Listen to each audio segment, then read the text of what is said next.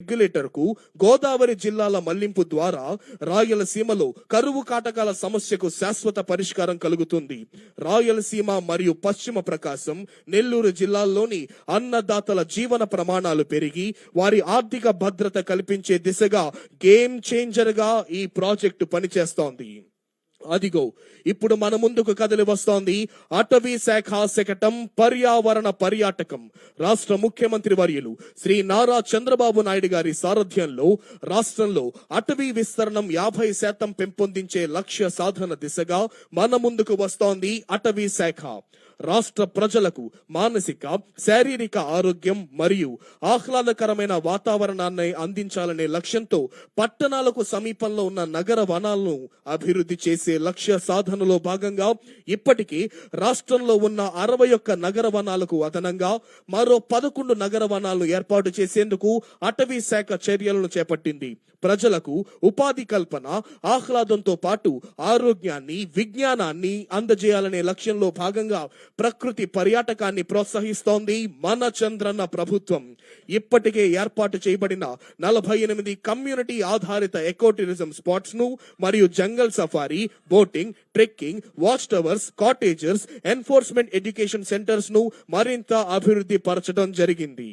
స్వర్ణాంధ్ర సాధనకు 5వ సూత్రం రైతు సాధికారత, అధిక విలువైన పంటలను ప్రోత్సహించడం, artificial intelligence, internet of things, డ్రోన్లతో వ్యవసాయాన్ని ఆధునీకరించడం రాష్ట్ర ప్రభుత్వ లక్ష్యం. ఇందులో భాగంగా మన ముందుకు వస్తోంది వ్యవసాయ శాఖ శకటం. రైతు సాధికార సంస్థ RYSS ద్వారా అమలు చేయబడుతున్న ఆంధ్రప్రదేశ్ ప్రజా భాగస్వామ్య ప్రకృతి వ్యవసాయ కార్యక్రమం రైతుల జీవనోపాధిని మెరుగుపరచడం, ప్రజల ఆరోగ్యాన్ని కాపాడటంతో పాటు ప్రపంచ వ్యాప్తంగా వాతావరణ మార్పులకు పరిష్కారం చూపే శక్తివంతమైన మార్గంగా గుర్తింపు పొందింది. ఇది ప్రపంచంలోని అతిపెద్ద ఆగ్రో ఎకాలజీ కార్యక్రమంగా గుర్తింపు పొందింది. APCNF లో జరిగిన సాంకేతిక పరిజ్ఞాన విప్లవాలు ప్రపంచ స్థాయి గుర్తింపును పొందాయి. PMDS, A grade, ATM, drought proofing models చిన్న, సన్నకారు మరియు భూమి లేని రైతులకు ఒక అద్భుతమైన వరంగా మారాయి. ఇప్పుడు మన ముందుకు కదిలి వస్తోంది మత్స్య శాఖ శకటం. అధిక మత్స్య ఉత్పత్తిని, ఉత్పాదకతలను పెంపొందించేందుకు ఆక్వాకల్చర్ కు ప్రోత్సాహం. ప్రపంచ వ్యాప్తంగా పెరుగుచున్న జనాభాకు అనుగుణంగా మత్స్య సంపదకు పెరుగుతున్న డిమాండ్ నేపథ్యంలో రాష్ట్రంలో నాణ్యమైన మత్స్య ఉత్పత్తిని, ఉత్పాదకతను మరింత పెంపొందించేందుకై ఆక్వాకల్చర్ ను ప్రోత్సహించాల్సిన ఆవశ్యకత మన చంద్రన్న ప్రభుత్వం గుర్తించింది. మత్స్యకారులు ప్రస్తుతం అనుసరిస్తోన్న సంప్రదాయ మత్స్య వేట పద్ధతుల నుండి వారిని ఆక్వాకల్చర్ కు మార్చడం ద్వారా సుస్థిరమైన మత్స్య సాగును ప్రోత్సహించి తద్వారా అధిక మత్స్య ఉత్పత్తిని, ఉత్పాదకతను సాధించే దిశగా మన చంద్రబాబు నాయుడు గారి నేతృత్వంలోని సమర్థమైన ఆంధ్రప్రదేశ్ రాష్ట్ర ప్రభుత్వం అధిక చర్యలను చేపట్టింది. స్వర్ణాంధ్ర సాధనకు 6వ సూత్రం గ్లోబల్ బెస్ట్ లాజిస్టిక్స్. మెగా పోర్ట్లు, అంతర్జాతీయ విమానాశ్రయాలు, మల్టీ మోడల్ లాజిస్టిక్స్ పార్కింగ్లు అభివృద్ధి చేయటమే ఆంధ్రప్రదేశ్ రాష్ట్ర ప్రభుత్వం యొక్క ప్రధాన లక్ష్యం.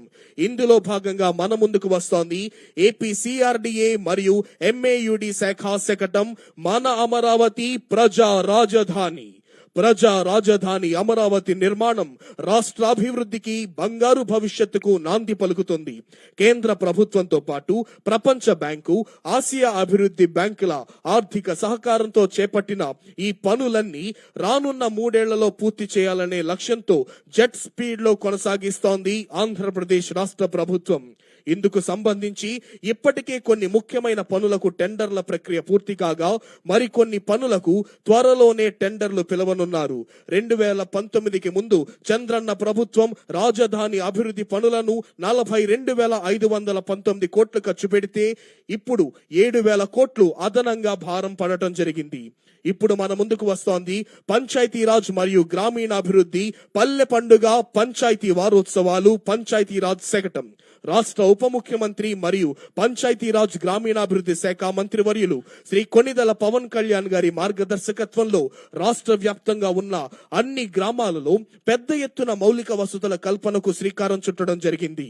గ్రామాల్లో జరిగే అభివృద్ధి పనుల్లో మరింత పారదర్శకత, ప్రజల్లో జవాబుదారీతనం పెంపొందించే లక్ష్యంతో గత ఏడాది ఆగస్టు 23న రాష్ట్ర వ్యాప్తంగా 13,326 గ్రామ పంచాయతీల్లో ఒకే రోజున గ్రామ సభలు నిర్వహించి ప్రపంచ రికార్డును సృష్టించింది మన కూటమి ప్రభుత్వం. ఈ గ్రామ సభలలో గుర్తించిన దాదాపు 4,500 కోట్ల విలువైన 30,000 పనులకు అంకురార్పణ చేసేందుకు గత ఏడాది అక్టోబర్ 14 నుండి 20 వరకు అన్ని గ్రామ పంచాయతీల్లో పల్లె పండుగ, పల్లె వారోత్సవాలు, పంచాయతీ వారోత్సవాలను నిర్వహించి పెద్ద ఎత్తున భూమి పూజ కార్యక్రమాలు నిర్వహించింది రాష్ట్ర ప్రభుత్వం. స్వర్ణాంధ్ర సాధన